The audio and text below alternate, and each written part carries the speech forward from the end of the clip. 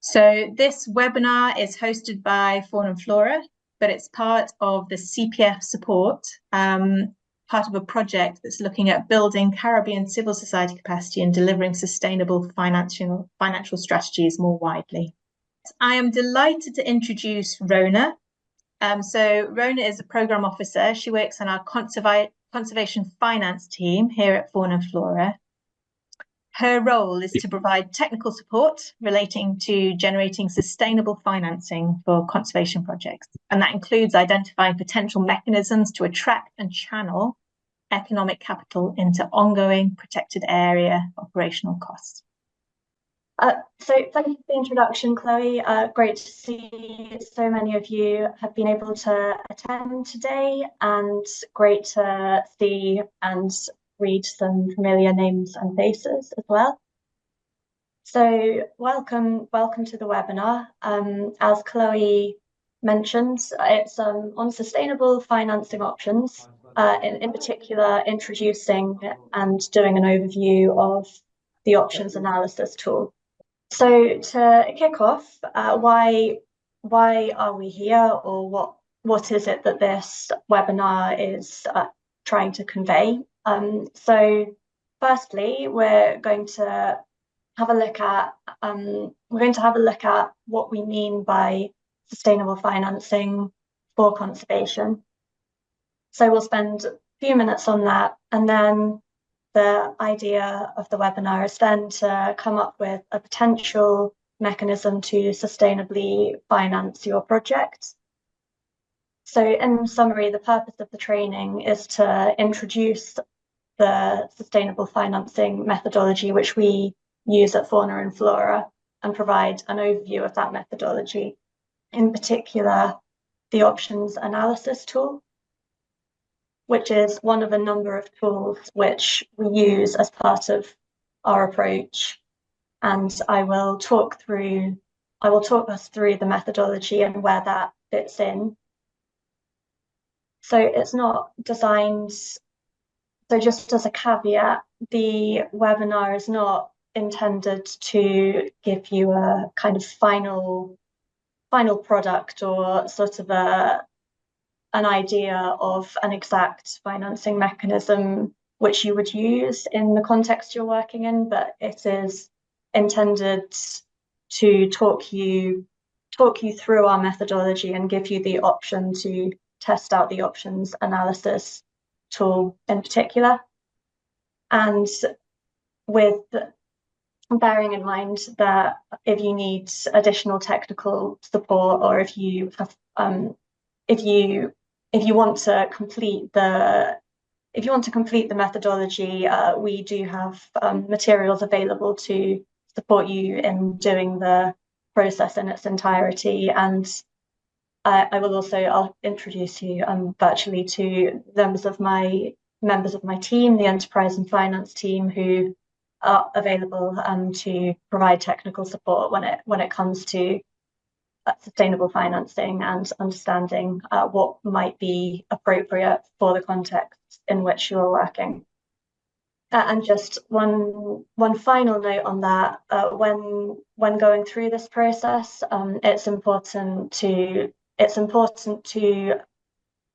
it collaboratively and include staff members which work in your project, as well as partners which you work in your context with. So quick overview of the agenda.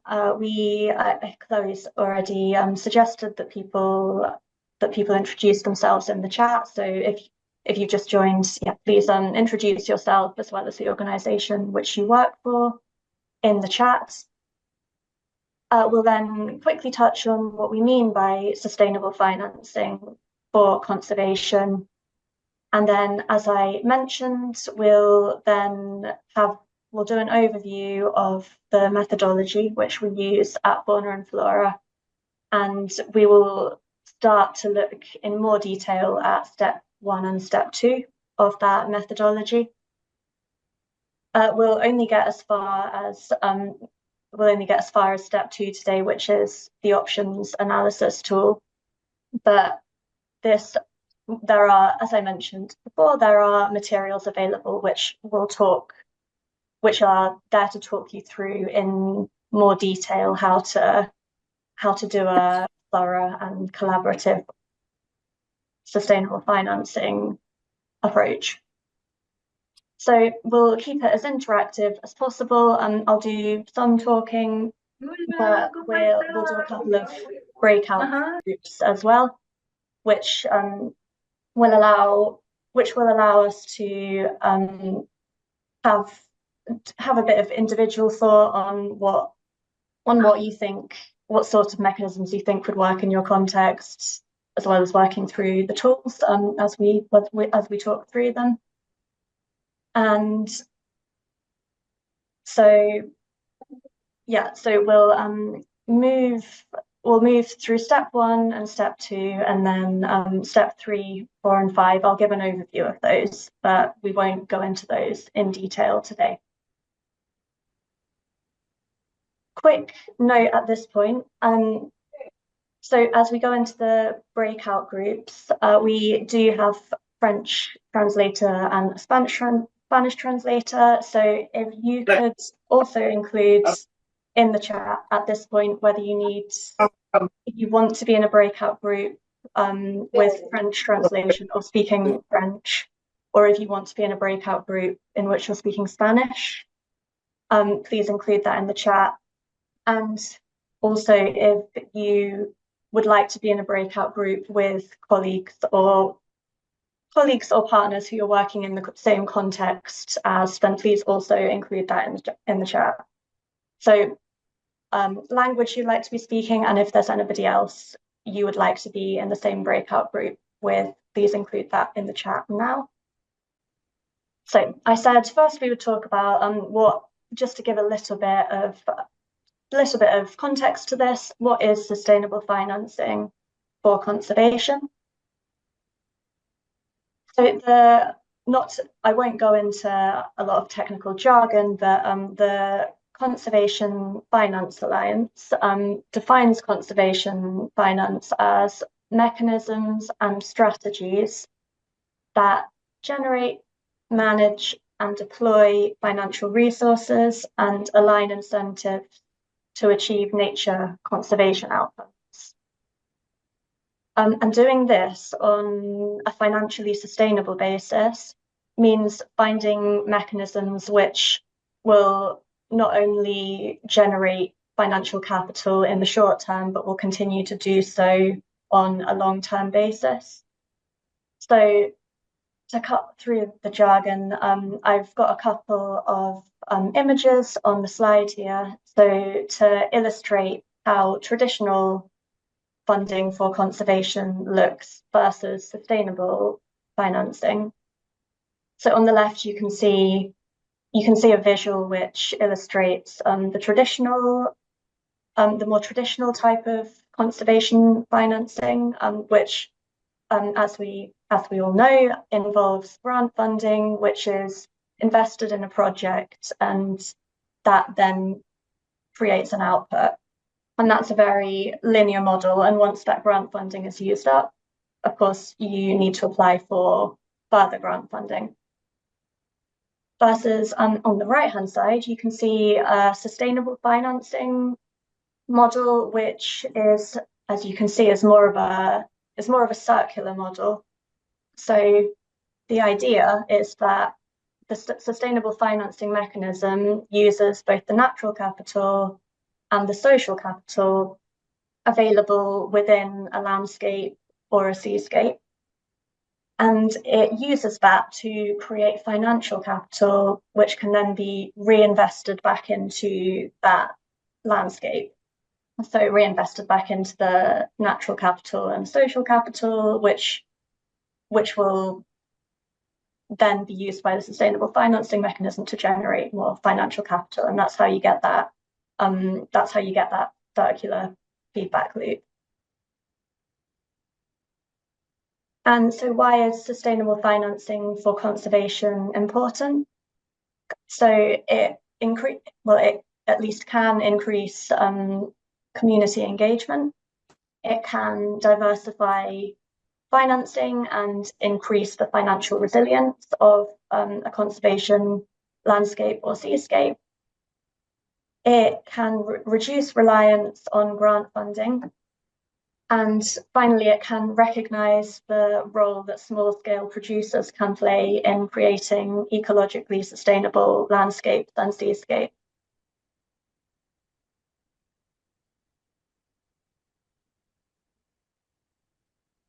So I'll start to talk us through the Fauna and Flora sustainable financing methodology. As explained, I will provide an overview of step 1 and step 2, and there will be some time to start having a go at using one of the tools that we use in step 2 of our methodology, which is the options analysis tool. So so I'll just give a quick overview of the approach from top to bottom before starting to go through those first 2 steps in a bit more detail. So as you can see, it's a 5-step approach. So that begins with defining the requirements, or defining what your requirements are when it comes to sustainable financing within the landscape or the seascape that you're working within. So our kind of sub-steps within that are calculating the funding gap. So maybe you have a specific number which you're in terms of what you're hoping to raise to contribute to the operational costs of conservation within your landscape or seascape. Perhaps that's running marine protected areas or terrestrial protected areas, for example. Or perhaps it's for core costs of an NGO if you work for an NGO. And the second sub-step under defining requirements is to, of course, set your objectives. So what are your sustainable financing objectives? And then the second step is assessing opportunities. And we have a couple of tools we use as part of this step. So we use a landscape or a seascape assessment tool, and I'll give us an overview of that in a moment. And we also use an options analysis tool. The third step is to design the mechanism which you will have chosen as part of the assessing opportunities step. And we have another tool under this, which is called a business model canvas tool. And that essentially gives you a kind of simplified business plan, which is easy to work on in a collaborative way. It kind of gives you a visual representation of that.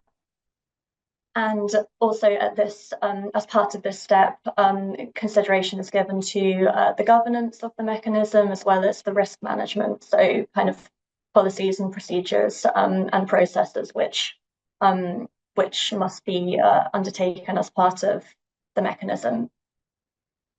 The fourth step is testing the mechanism. So a slight bit of technical jargon here. So to do this, we take what is called a lean startup approach. And sorry, translators, because I did just change the wording here, so bear with me, and I'll explain what that means. So a lean startup approach is testing a business or a mechanism in an iterative way. So it means continuing to test the mechanism periodically and making changes in an ongoing way. So if something is not working and you want to test a different product line, for example, it's about testing that and reworking your strategy as you go along, rather than investing a lot of energy into something and not kind of taking that approach where you're reviewing and kind of going back a few steps as you go along. So as part of the testing phase, we also look at private sector partnerships, which are often relevant to enterprises in particular, as sustainable financing mechanisms. So this might be exploring partnerships with private businesses which might have aligned sustainability or conservation objectives. So for example, they might be interested in distributing sustainable produce as part of their business strategy. And this could also provide opportunities for scaling up the mechanism or the enterprise which you're working on. And so that moves us on to the fifth step, which is scaling up the mechanism. And this can mean expanding your product or service lines, or it could mean replicating the mechanism across similar contexts. So just a quick note that as you work through this process, as I mentioned previously, it should be a collaborative process, and it should also be repeated periodically as context changes. For example, there might be changes to the political or economic context that you're working in, or perhaps as you get a better understanding of the context you're working in and what sort of mechanisms work or don't work in that context.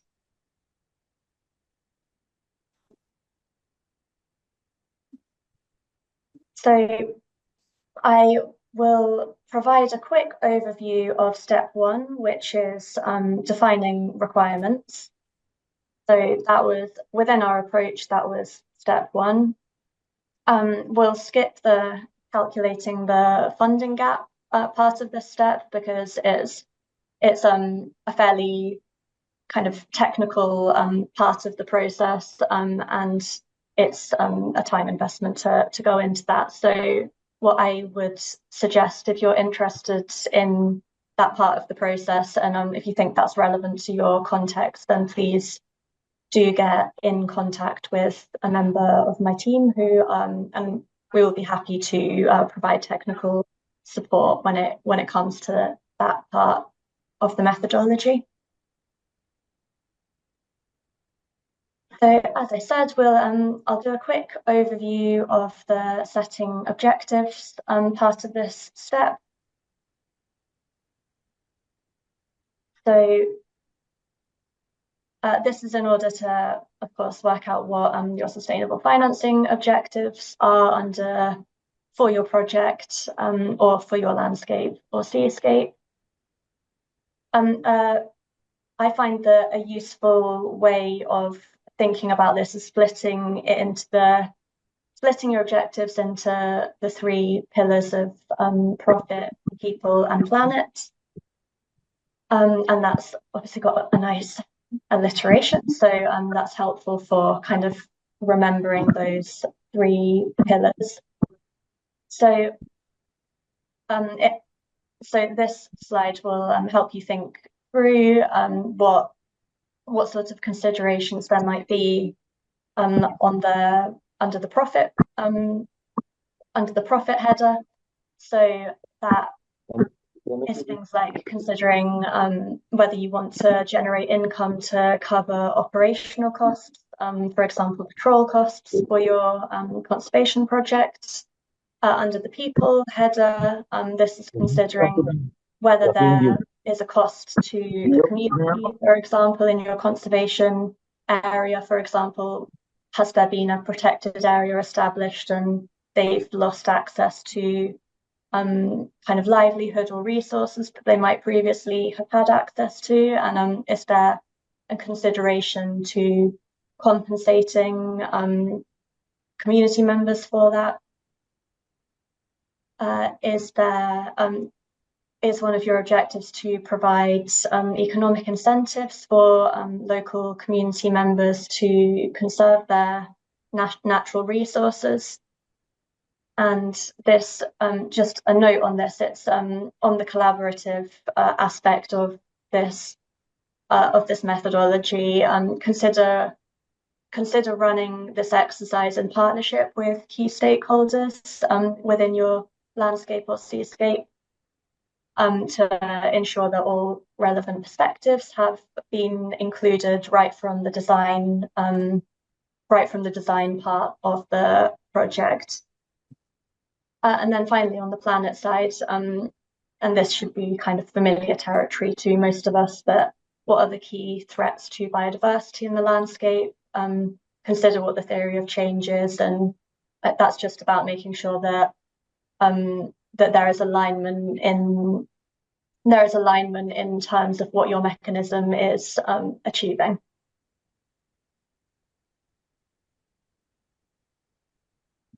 So this is just a quick example of sustainable financing objectives of one of Fauna and Flora's partners, AKD Limited. Hello to AKD if you are on the call today. So yeah, this is with AKD Limited work in the Turkey seascape, and their sustainable financing objectives are to restoration of marine ecosystems, including climate resilience, to this figure may be out of date at this point, but generate at least $300,000 per year in unrestricted funding for core activities, to create incentives for fishers to target invasive species in order to reduce their numbers and their impacts on the environment, to reduce the impact of recreational yachting, and also to maintain legitimacy and engagement with local fishers. So a stakeholder relationship aspect to that as well. So we won't do this today, but this is a worksheet which I've provided as part of the slide deck. I think that Chloe can share the slide deck with you all after the workshop, and you can use this as a printable resource if that's something useful for you to work from. Perhaps it's something useful which you can work on with partners or colleagues in your landscape or seascape.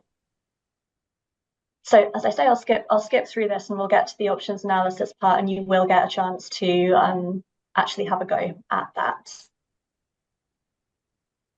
So we're now going to move on to step 2, which is the assessing opportunities. And like I say, you'll get an opportunity to start thinking, kind of going through your own thought process and starting to have a go at using this tool. I just want to stop just for a moment and see if there are any urgent questions. We will have time for discussion at the end, but if there are any urgent questions or something glaring that I've missed up until this point, then perhaps pop something in the chat.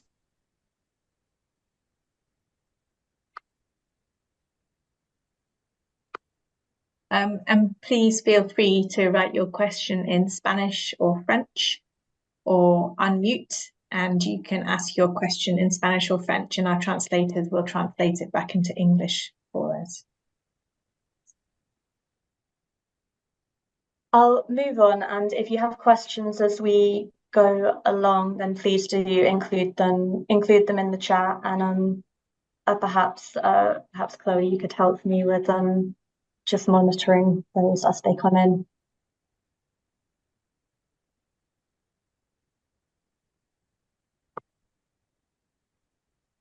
So we've moved on to step 2 of the methodology. I'll do a quick overview of the land or seascape assessment tool.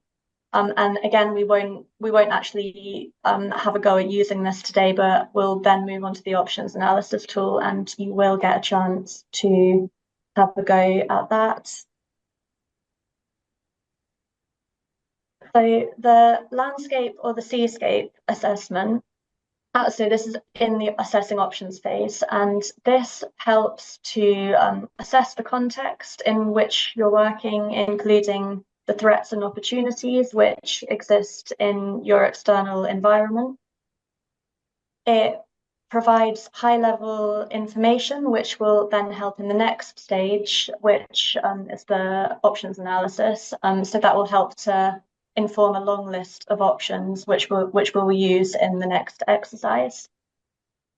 It is useful for understanding the context that you work in, including the natural capital and the social capital from which your sustainable financing mechanism will derive value. It's useful for assessing the physical and intangible assets available for use. And it's also useful in understanding the enabling environment, including the economic, the political, and the social context in which you're working.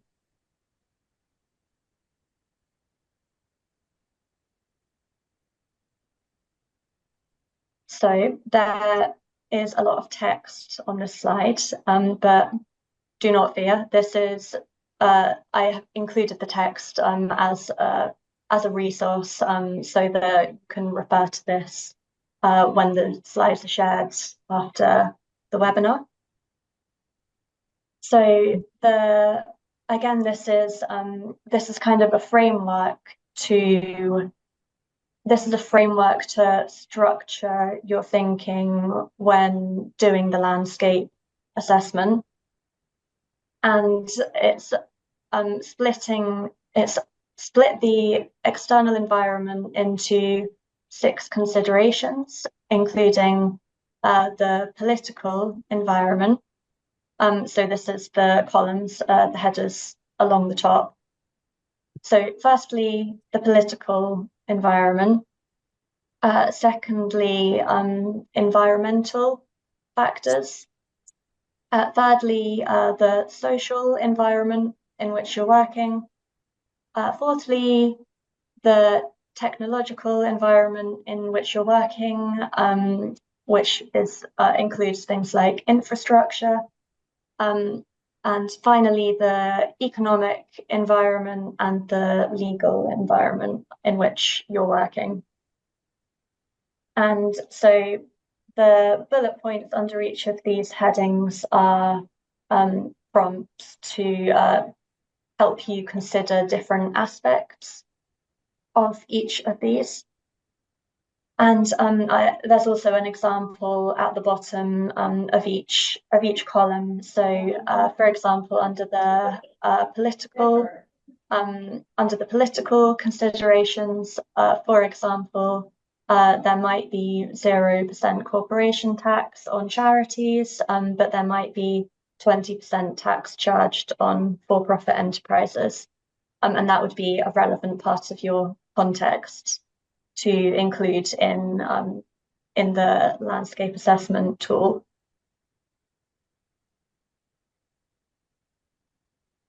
So again, I have included a worksheet which is a printable resource, which you can use when the slides are shared with you after the webinar. And you can use the previous slide to help prompt you as you go through each of these considerations. So for the purposes of today, we will now move on to the options analysis, and I will provide a description of this, and then you'll get the opportunity to have a go at this. So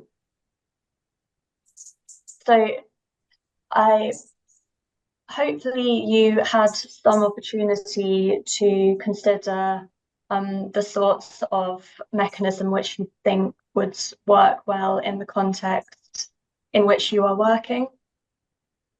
If you haven't had the opportunity to do that, just think off the top of your head about what you think would work in either the context in which you're working, or just a context with which you are familiar. So just find an example of a context you're familiar with and use that for the practical example. So in terms of where the options analysis comes in our approach, again, this is part of the assessing opportunities step. And the options analysis tool helps to gauge the feasibility of each sustainable financing option. So it's useful for objectivity, so to ensure that all relevant stakeholder groups participate in the process and get the opportunity to review the output. It's useful for documenting and evidencing rationale behind the option which you ultimately choose, for ensuring adequate consideration is given to economic, social, and ecological factors. And I've mentioned weighting there. We can get to weighting today if we have time, but that's just another way of kind of, I'll get to it as I go through the slides, but it's a way of kind of rebalancing how much consideration you're giving to either economic, social, or ecological factors. And finally, the tool is useful for benchmarking. So it gives you a point from which to reassess which options might be viable as circumstances change.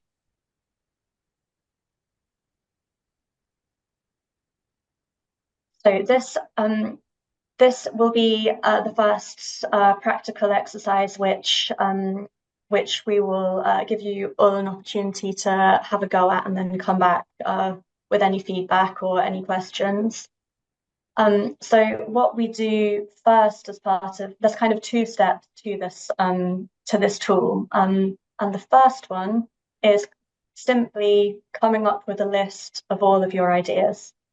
So it just gives you an opportunity to brainstorm any mechanism which you think might be viable in the context in which you're working.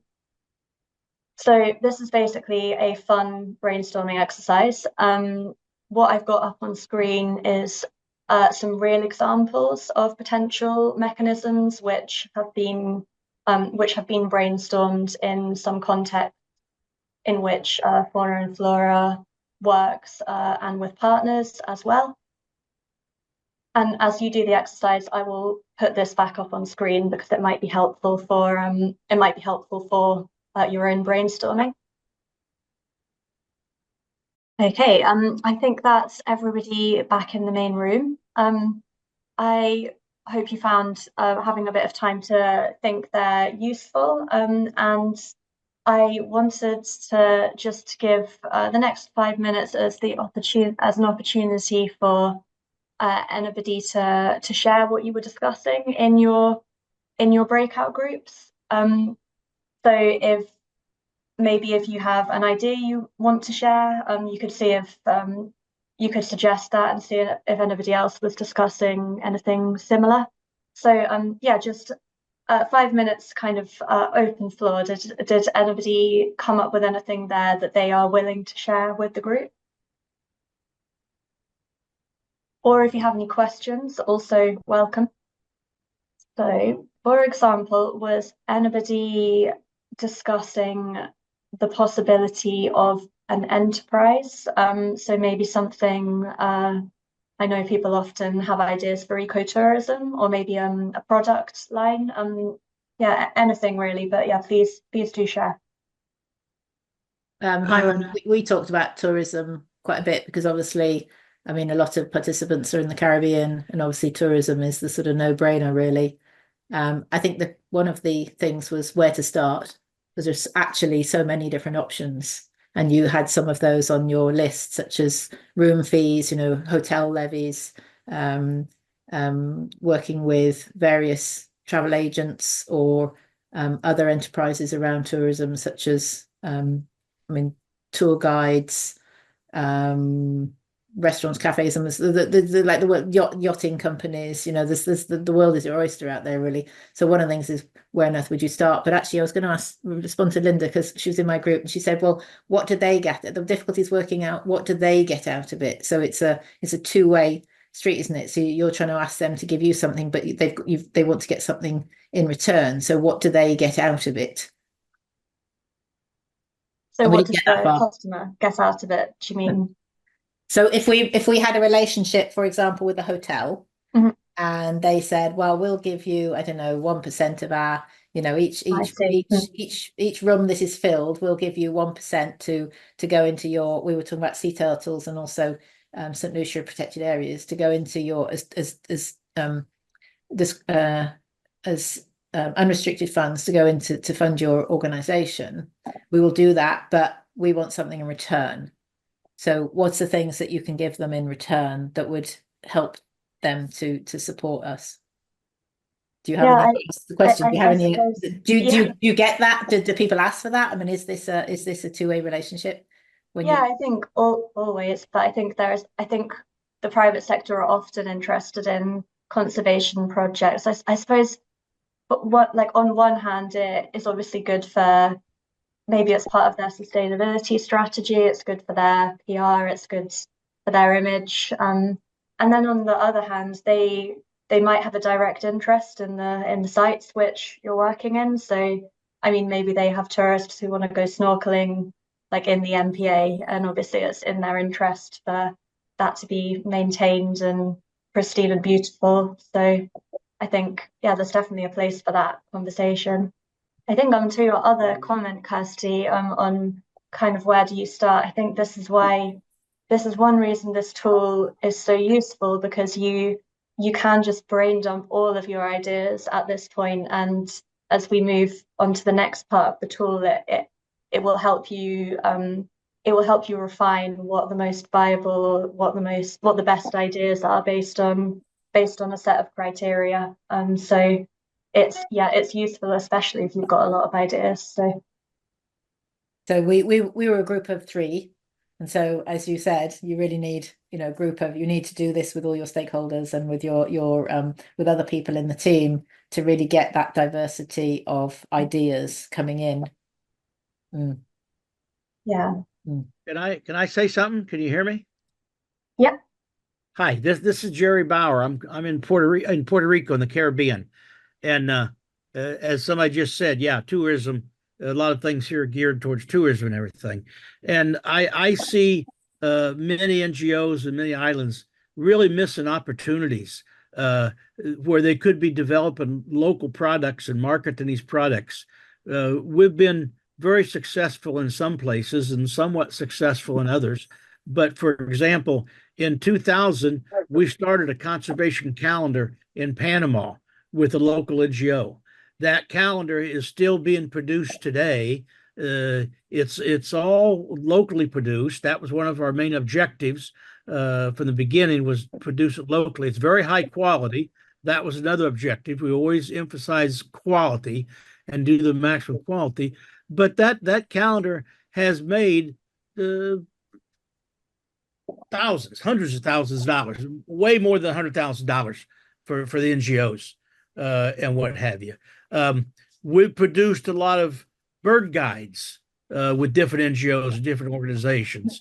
And I've had a lot of difficulty getting the organization to understand that's a product they can market. Don't just give it away. You can market that product. And I put in seed money to start these. And then once the first production is gone, we need more money to print this again. No, you needed to set a plan to market that product. Go ahead. I think that was just a bit of noise interference, Jerry. Okay. But anyway, my idea, my thoughts are market products where you have high levels of tourism. people are willing to buy these products. And to go back what you just talked about, what do I get out of hotels and things like that? It's a hard sell, and we still got a long ways to go to get hotels and stuff. And I'm speaking about the Caribbean area where they will buy really cheap, bad products out of China and put them in their gift shops and sell those.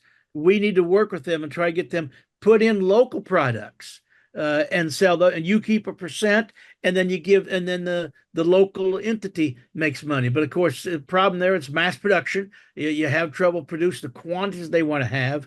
But at least get some more local products in these places. I go into some of these all-inclusive hotels. I don't see one local product in there. Everything's coming out of China or Singapore or somewhere. And so we really got to work with these hotel associations and get them to understand. And then, you know, what's their benefits? Well, they can get a percentage of it. They can also claim social responsibility and in the social support programs and what have you.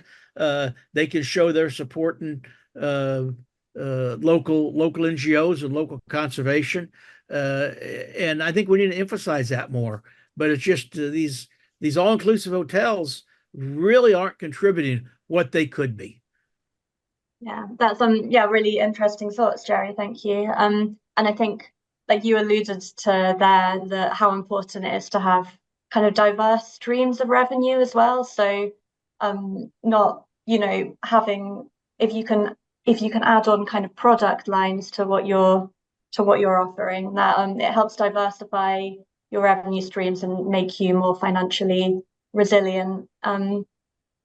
And I think as well, like in response to what you're saying, like how do you know what's a good idea in terms of what the ecological and what the social impact is and what the financial impact is? And I think that takes us on quite nicely to the next part of this tool. So this is all part of that was the first step of the options analysis tool. So that was the long listing, which you can see on the left-hand side of this visual. And then the second step is we use a tool which looks very much, it's a table. And I'll talk you through how to use that now. But that long list which you just came up with, those ideas are fed into this tool, and then the tool provides a framework to really kind of get into the detail on different aspects of each of your ideas. And essentially the tool enables you to quantify or put a number to how good an idea is, and then kind of assign a ranking. So I will talk you through that now. So this is what the tool looks like. As I said, it's a table. You fill the table in the left-hand column. You put the list of ideas which you've come up with. So options column on the left-hand side. And then, and this is pre-populated in the tool. You then you come up with a set of measures by which you want to assess your ideas. And so in the tool that we've provided for the purposes of today, those measures are pre-populated. And so the measures, there are a standard set of measures which you can use for this tool, but I just want to make you aware that the measures can be tweaked and changed according to the objectives and the priorities of your project. And what the measures are is they are different. So they are different aspects that you want to consider when weighing up that option. So in this case, they'll always go along the top. They'll always go along the top like that. And you can see in this example there is you're assessing each idea against how profitable you think it would be, the social impact which you think it will have, the capacity you believe you have as a team to deliver that option, the alignment with your social and environmental goals, and then the scalability or the replicability of that idea, and then finally stakeholder buy-in. So for example, would the communities that you work with in an area be supportive of, be either supportive or pro the option which you're considering? And this slide is just, so this is just for your resources, as we'll share the slides afterwards. So this is just a description of what each of those measures might mean. And I also just want to make a comment on this, that so what I like to do with designing these different measures is I like to try and balance kind of environmental, social, and economic considerations, and so have like trying to make sure that you have sufficient environmental considerations as you use the tool. So a sufficient, what that would translate to would be a sufficient number of columns which are considering, for example, environmental measures, and then similarly a sufficient number that are considering social factors.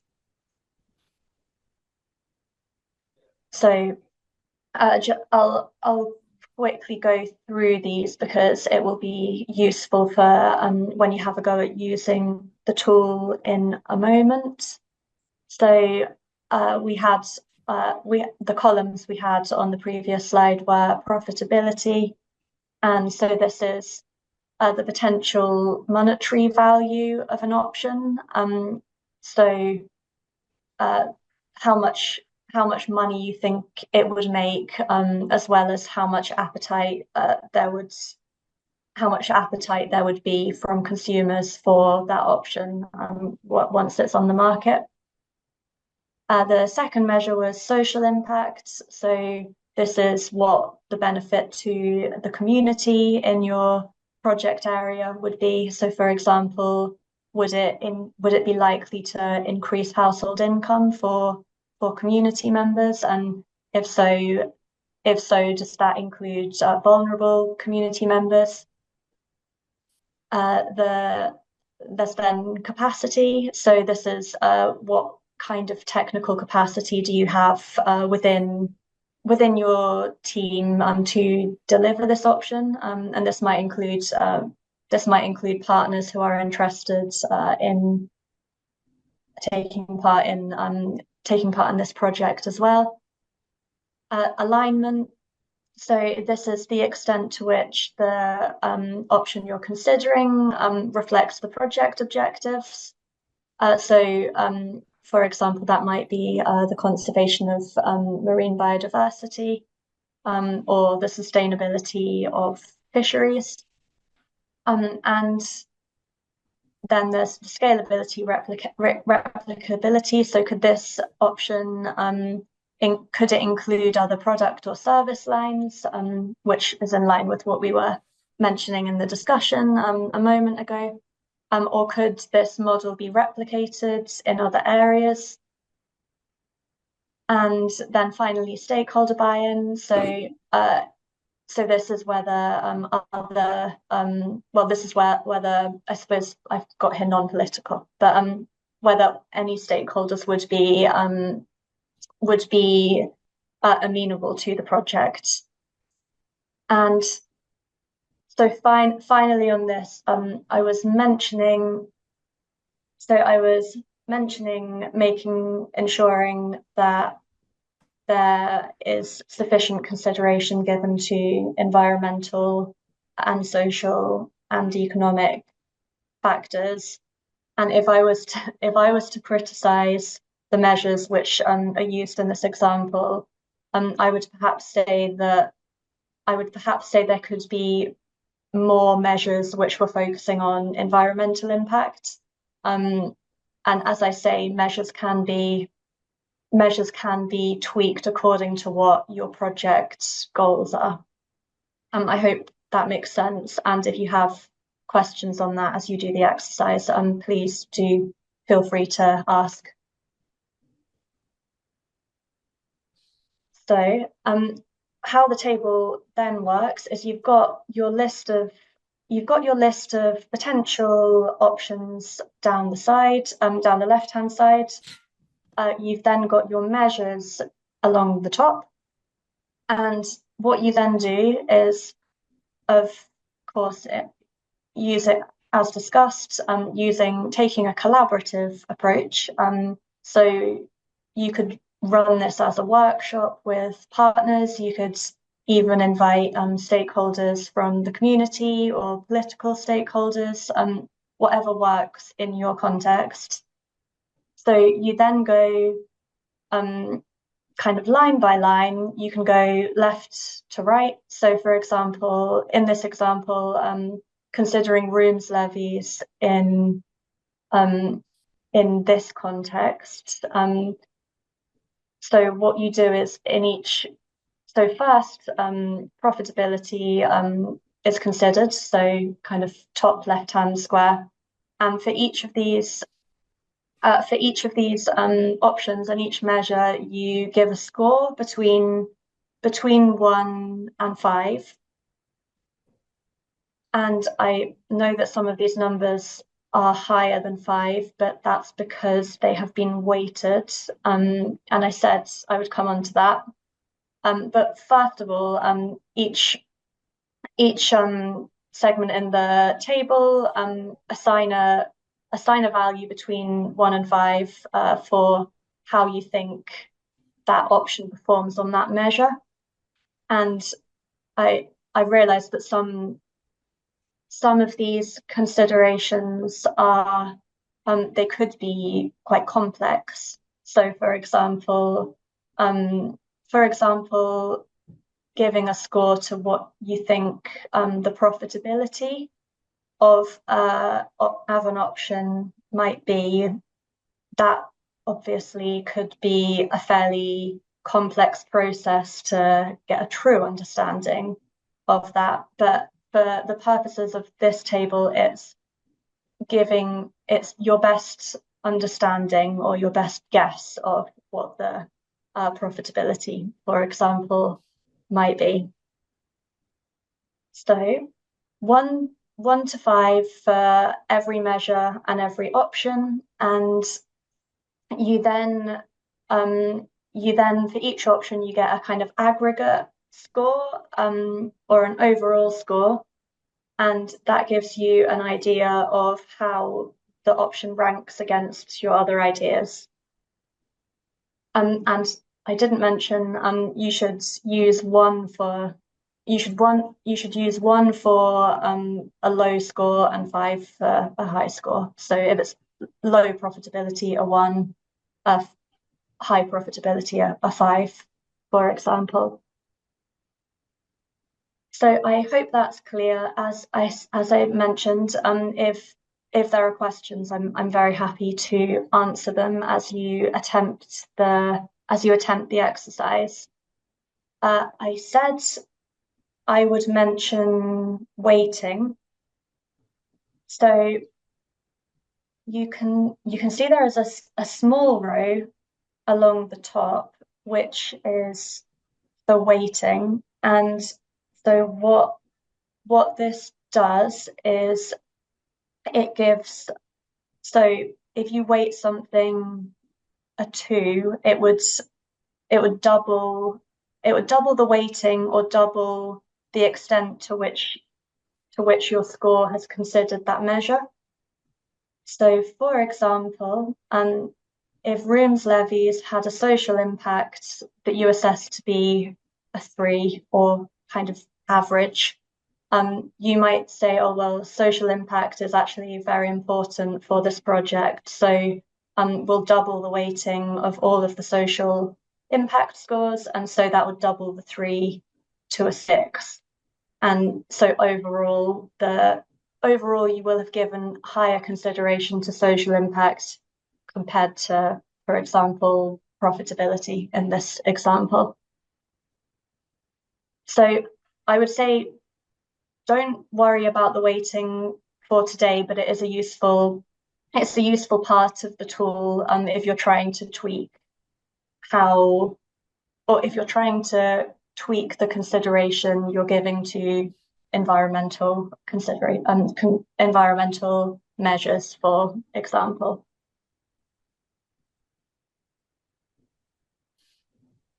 So we have a table which is available. It's available as a worksheet once these slides are shared after today's webinar. So I think that we have about 20 minutes for you to have a go at filling out this table.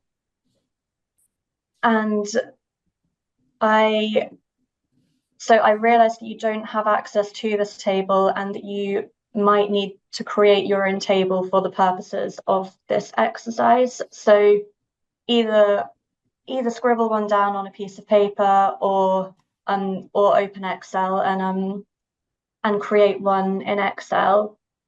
It's, as I say, it's just to give you a bit of practice using the tool. So even if you just manage to do an assessment for one of your options, hopefully that will have introduced you to how to use this and made you aware of anything that you might want clarification on.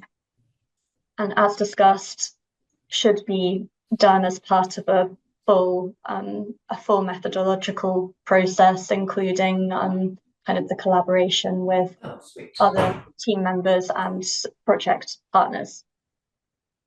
So without further ado, I think we can break out into breakout groups again and just have a go at populating the table. And yeah, we'll be here for answering any questions if there's anything which you're stuck on.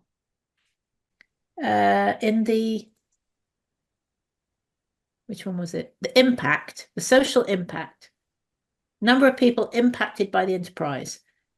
Is that negative or positive? I suppose the assumption would be that impacting more. Oh, I see your question. Is it a positive impact or a negative impact? I would say that it would be, the assumption for this would be that it's a positive social impact. Positive impact. So okay. Like I was saying, you can use these measures how you want to use them. So that would be probably better phrased as benefit, social benefit. Yeah. Okay. Or positive social impact, I suppose. Yeah. Okay, thanks. Great. I think we've got everybody back. So final few minutes. Again, I just wanted to get some feedback from you on how you found those discussions, how you found having a go at using the tool. I know that some of you were commenting that you didn't really have time to really get into the detail that you might have liked to using the tool, but hopefully you had some useful discussions and had to think about how you would use the tool. So yeah, again, open floor. Does anybody have anything they'd like to share, or any reflections from having a go at using the tool just now? Or if you have any comments generally on what we've discussed today, that's also welcome. Did anyone manage to score more than one option? Oh, definitely not. Just No. we did one option. Okay. We were helping someone from Cape Verde, but I think that this table is really helpful, especially in the context of AAG, because we are starting to look at ecotourism products that we can trial for our tourism season. So something like this would really help with us picking things that would work for us and how we'd scale, like how we point score them. So this was really helpful, and this is something that we're definitely going to use going forward. Right. Yeah, it is a great tool for democratizing the process of choosing a viable option, and it's also, yeah, it's great for democratizing it and then for justifying why you've chosen that option. So I hope you do find it useful. Anybody else, or did anybody feel that there was a different sort of measure that they would have wanted to consider?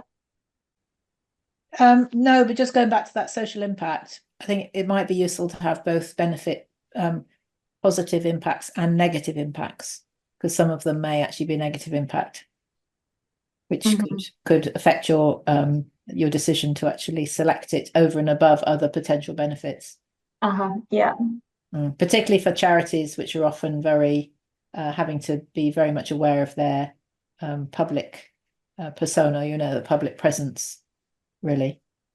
Because they often rely on, you know, donations and memberships and things like that. So I think I would probably have split that out into two columns. Yeah. Yeah. Yeah, thank you. Thank you for that comment, Kirsty. And question or comment from Marcio? Sería interesante incluir en esta matriz un análisis de riesgo también para poder tener una mejor amplitud en el análisis. Okay, so yeah, what Marcio says is that it would be great to add here a risk matrix to have like a bigger picture or a bigger analysis. So yeah, ¿algo más, Marcio? Solamente. Just to include also in this table the risk analysis and the risk matrix. Yeah, that's actually a great comment. Thank you, Marcio. And I have seen this exercise done, including a column for business risk.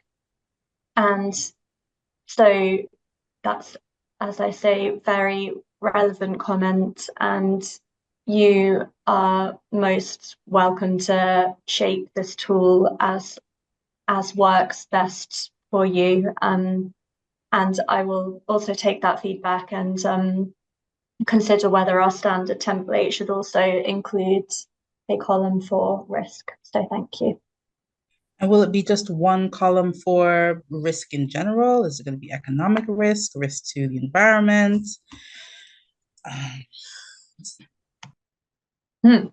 So I suppose all of these can somehow translate into risk, and I assume that what Marcio is talking about is more risk to the business. So I think the point is use these columns or use these considerations however they make sense to you, and if it makes sense to have a measure where you're considering maybe it's the risk that the business won't be viable, or I suppose there are lots of factors which play into that, but if you think that that's a relevant measure to consider, then by all means include that in your table. But if that's not something which you want to take into consideration here, then I would also say don't worry about it. I just realized that we are coming to time.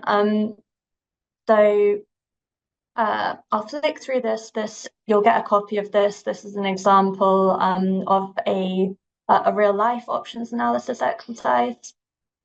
And then just to say that the next steps would be to go into the design phase using the business model canvas tool, and that all of these resources are available in this link here. So this is a full extensive toolkit which talks you comprehensively through step by step how to set up, in this case, an enterprise, but it can be used more broadly for a sustainable financing option more generally. Like if you were considering entrance fees for an MPA, for example, you could use the same toolkit for designing that. So yeah, thank you to everybody for attending today. I just wanted to conclude by just reiterating that we have focused on the options analysis tool today, and that is just one of a number of tools which we use as part of the sustainable financing methodology, and that in order to have a good output, it's important to do the process thoroughly. So starting from your objectives through to your landscape or seascape assessment, and to do each of these steps in a collaborative manner. And finally, just to reiterate the point that as the context in which you're changing, in which you're working changes, it is also a good rule of thumb to repeat the options analysis process, in particular as that context or your understanding of it develops over time. So thank you again, and I'll just hand back to Chloe just to say a couple of words before we shut down the webinar. Yeah, thank you so much, Rhona. That was, you made, I think, a complicated topic seem quite straightforward. So thank you so much for your time and your energy into that great presentation. Early next week, I'll be sharing the slides, I'll be sharing the recording, and I'll also send the link for that toolkit by email so you have it. I also wanted to thank our hardworking translators, Thalia and Flora, who've been working very, very hard, doing a lot of talking, and I'm sure will be well overdue a nice cup of tea. And thanks to CPF for supporting this webinar. And we'll let you know about the next webinars coming up. It won't be till later October and November. But yeah, thank you all for your attention and your energy, and have a good rest of the day. Okay, thank you too. Bye-bye. Thank you very much. Bye, everyone. Bye. Bye, guys. Bye.